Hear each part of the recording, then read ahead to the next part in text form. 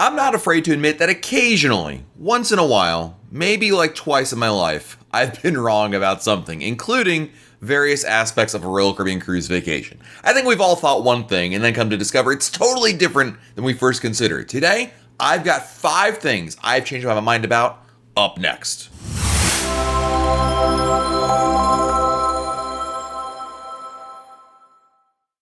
Hey everybody, it's Matt from RoyalCaribbeanBlog.com, and I wanted to talk about a few Royal Caribbean things that I've totally changed my mind about. In the name of research, I go back periodically to restaurants, ships, excursions, and more to see if anything has changed, especially when I hear some good feedback from Royal Caribbean blog readers. And every so often, I see things in a different light and totally change my tune.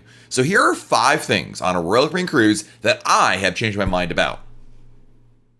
The first thing that I've changed my mind about on a Royal Caribbean cruise is definitely Royal Caribbean's unlimited alcohol package, aka the deluxe beverage package. When it first came out, I was totally of the opinion that it was way too much to drink, there's no way I could ever make it worthwhile, and that it's just crazy. And since then, boy, have I changed my tune about it. And what really got me to change my tune about Royal Caribbean's unlimited alcohol package is simply the budgeting option it provides. What I love about Royal Caribbean's drink packages in general is it allows you to pre-purchase these options and break up the total cost of my cruise. One of the things I really don't like is a giant bill at the end of my cruise. And by having a drink package, it allows you the flexibility to buy it before the cruise, pay it off on a different billing cycle, and thus help make the brunt of a overall vacation price come down and not seem so bad. And the drink package especially allows you to just simply enjoy drinks without worrying about, gee, should I spend extra money to do this? When I don't have the drink package, all too often, I literally will sit there and think to myself, do I want to spend the money and get another drink? It's a mind game that just after a couple days really gets to me. So having the drink package comes with that peace of mind. And also I've come to realize that if you spread your drinking over the course of a day, it's not that difficult to break even on the drink package. 1 or 2 drinks in the morning, a drink or 2 in the afternoon, and another drink or 2 in the evening, and you've essentially broken even on alcoholic beverages. So in my opinion, and in my experience, I am now all team drink package. The next thing that I changed my mind about that I never thought I would change my mind about is actually booking a suite. Again, when I first started RoyalCaribbeanBlog.com and we started writing about staterooms and booking our cruises, boy, booking a suite was like the last option. It was just akin to like buying a Ferrari. Like, who would ever do that? How can anyone possibly afford that? And the reality is, there are deals out there. And I remember the first time we ever booked a suite was purely because we ran across a sailing in which there was a good price. While suites are always going to be more expensive than balcony rooms or the lower categories, it doesn't necessarily mean that suites are going to be prohibitively expensive. A lot of times they can be a lot more expensive, but if you play your cards right, look to cruise during the off season, and maybe with a little bit of luck, you can also find some good deals on a suite. So going forward, when we look at cruises, I don't limit myself to, okay, I'm only booking this category. What I look at is, what is the breakdown? Where are the prices at? And how much more will it cost to move up to a suite? And if it works out and if the price isn't too much, hey, let's go for it. But if it is too much, then I'm happy with my lower category room. But the bottom line is, I definitely now consider suites in my booking choices, especially if the price is right. Something that also took a lot of effort to get me to try are the smaller ships in Royal Caribbean's fleet. These days, there's a lot of attention to Royal Caribbean's brand new, super awesome, can't believe they did that on a cruise ship, giant ships, right? The Oasis class, the Freedom class, the Quantum class. These ships are amazing, and there's absolutely no reason not to cruise on them. But you shouldn't also overlook the smaller ships in the fleet.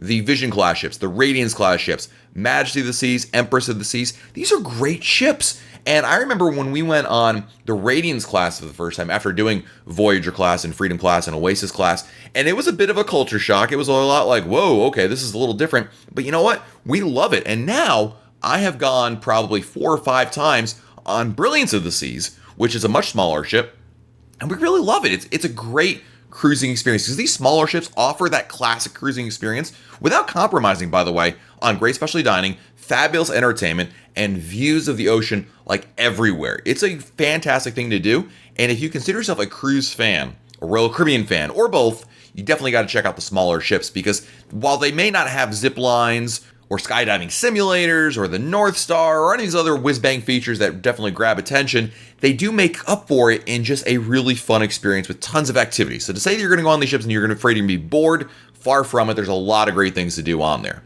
Something that I'm famous for saying, if you listen to Royal Caribbean Blog podcast or read RoyalCaribbeanBlog.com a number of years ago, I would have gone up and down and say my favorite Royal Caribbean private destination is Labadee. Of course, Royal Caribbean has two private destinations, Labadee and Coco Cay.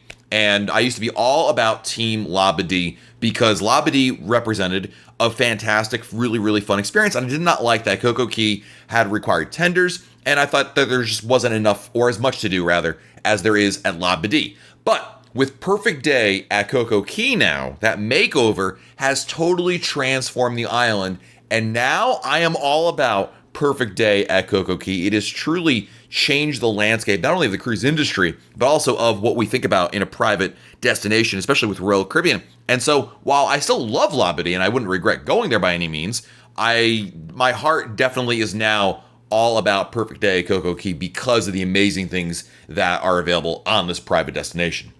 And the last thing that I've changed my mind about on a Royal Caribbean ship is 150 Central Park. 150 Central Park is a specialty restaurant available on the Oasis class ships. And I recall when I first got on an Oasis class ship, which was Oasis of the Seas, and subsequent cruises after Ember Allure of the Seas as well, going on these ships and seeing, 150 Central Park, boy, I can't explain to you in words how little interest I had. I thought it was just this frou-frou, foodie kind of place that you really have to, you have to like a monocle in order to enjoy dining there, right?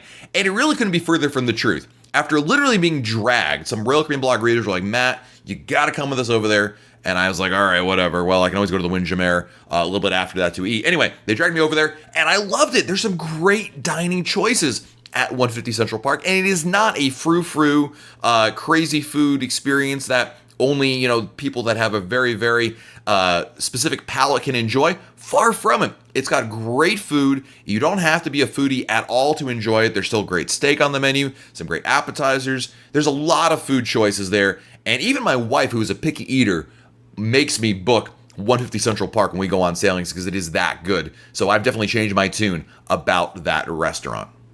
So there you have it. 5 things I've done a 180 on Royal Caribbean. I want to hear from you in the comments. What things on a Royal Caribbean cruise have you changed your mind about? I can't wait to read them and find out who else has changed their tune. Be sure to also like this video if you found it helpful, subscribe to the channel, and don't forget to click that notification bell so that way we can let you know when we have a new video out. This is Matt from RoyalCaribbeanBlog.com, and we'll talk again real soon.